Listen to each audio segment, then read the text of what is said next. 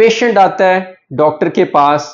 आकर वो कहता है डॉक्टर साहब मैंने घर में कैट पालनी शुरू की थी, या मैंने घर में पिजन्स रखने शुरू किए थे, या मैंने घर में पैरट्स तोते रखने शुरू किए थे।